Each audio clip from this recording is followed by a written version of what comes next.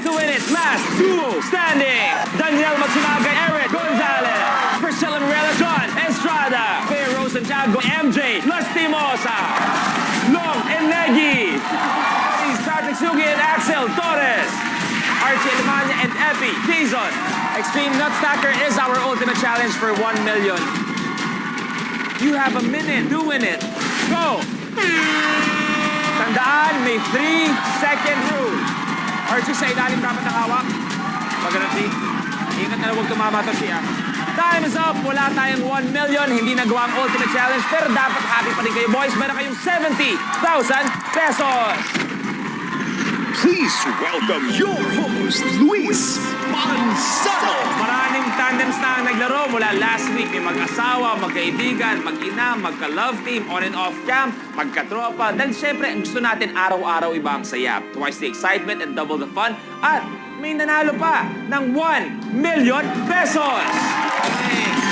Sinong pares kaya ang susunod kina Negi at Long na pwede maging millionaire? Yun ang dapat yung tutukan sa perfect match sa afternoon pace sa tuwing hapon. Ang minute to win it. Last duo standing.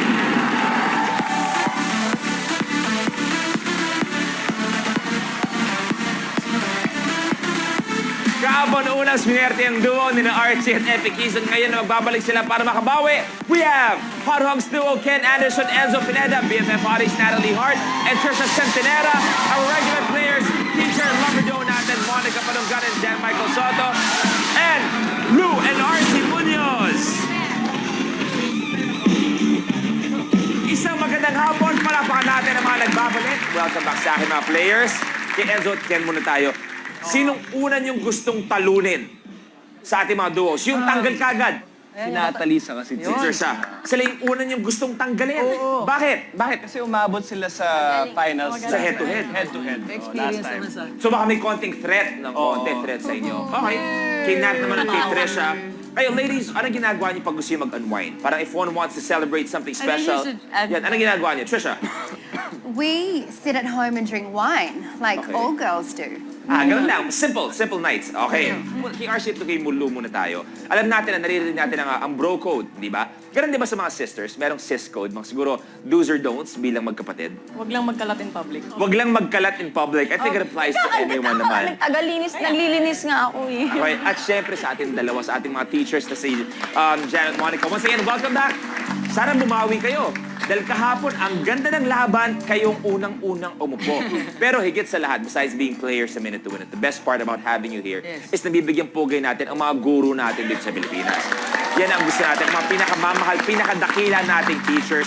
Pero para sa inyo, anong pinaka-proud moment nyo bilang mga teachers? Yung pong nakikita po namin yung students namin na natututo not only academically, but also yung natututo sila sa hamon ng buhay. Okay, pero eto ang aabangan natin dahil meron pang lalaban para sa inyo.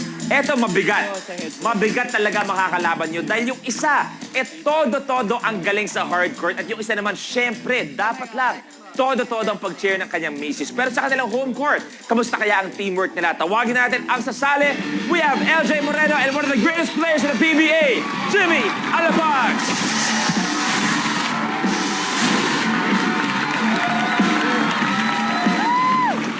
Hello, nice to see you again.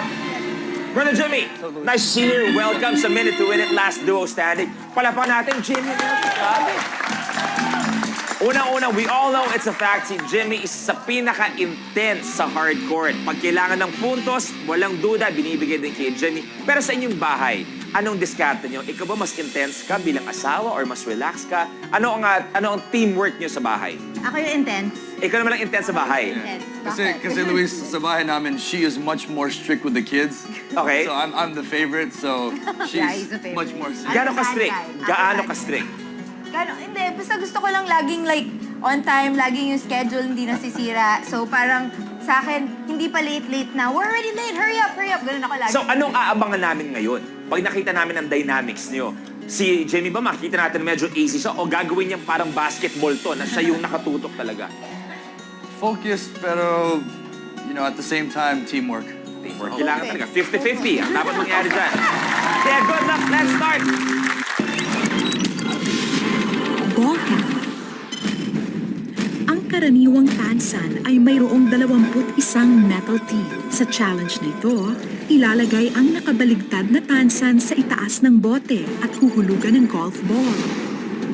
Importanteng tumalsik ang tansan at ang golf ball ang pumalit sa pwesto nito. Ang huling makakagawa ng challenge ay matatanggal sa kompetisyon. Kailangan matanggal ang tansan at ang golf ball ang pumatong sa bibig ng bote. Now, this will be a relay game. So, meaning, isang player ang unang gagawa. Pag nagawa na ng player, itutuloy ng second player. Okay? Let's do this. Sino kaya ang unang upo? Let's find out. This is Ball Camp. Good luck. The game begins in 3, 2, 1. Go!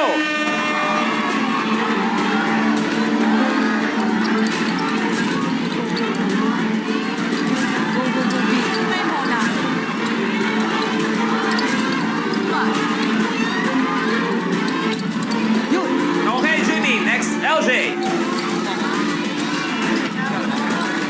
RC, good.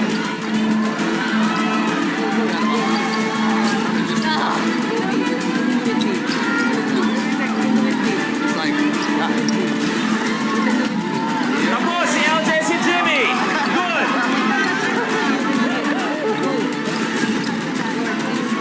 Lalaro pa rin si Ken, si Trisha, si Monica, at si Lou. Trisha, good.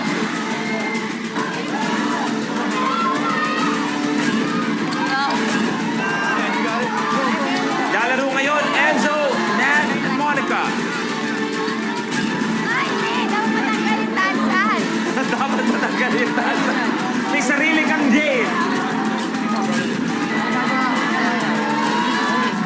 Enzo, good. Nat versus Monica versus Lou. Si Nat at si JM di pa nagpapalit ng player. Ah! Masyado mataas. Masyado mataas. Yeah! Tapos na, si Nat at si Trisha.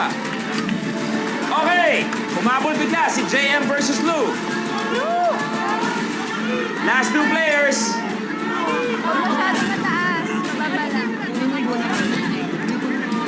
Ayaw mo yan. Once again, unahan na lang to. Oh.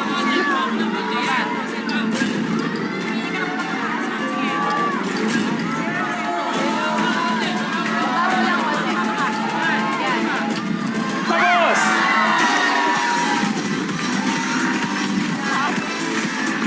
GM and Monica, your game's over. Para malinaw, ang last nakagawa ng challenge at kailangan mag-goodbye again. Unang-una ay si JM at si Monica, pero magkikita pa tayo. Diyan muna kayo. Mabilis lang to, diyan muna kayo. Quick question. So ladies, paano yung describe para sa inyo ang perfect Valentine date? Lou.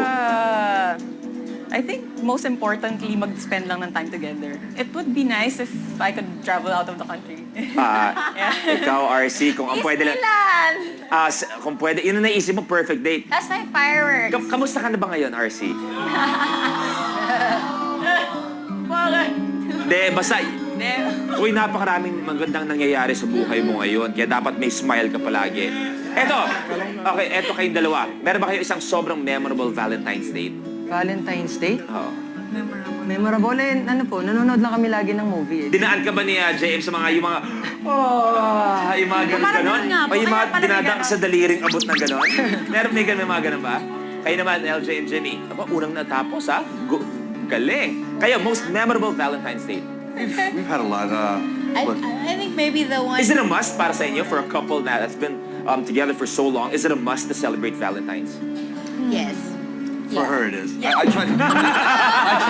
try to make Valentine's Day every day for her, but Yeah. we try to celebrate. Pero I agree sa sinabi mo, for every guy, dapat every day should be Valentine's Day. Every day. Always court a lady. Kahit sinagot ka na, kahit kayo na, kahit mag-asawa kayo, huwag niyong hihintuan ang pagligaw niyo sa mga girlfriend or asawa. Ladies, perfect Valentine's Day. Well, we're gonna have a single Valentine's Day night. Okay, And sakto. nights. So we're gonna be celebrating afternoon pa lang hanggang gabi. Magkasama na kayo dyan. Oh, yes. Boys, kayo, maliisip niyo yung dream date na gusto niyong ibigay sa special someone. Ako gusto ko sa beach, tapos ako magluluto. Aba, wow. Ako gusto ko sa gusto ko sa yacht. It doesn't have to Yate be an naman. expensive yacht. Kayong dalawa, nagtataka na ako sa inyo, ha? Kahapon sabi mo, teka lang, kahapon sabi mo, iba siyang boyfriend. Iba siya. Grabe siyang boyfriend. Ngayon naman, sa beach. At ako magluluto. Ikaw naman, sa yacht. Nasaan ba ang yacht? Sa beach. Kayong dalawa.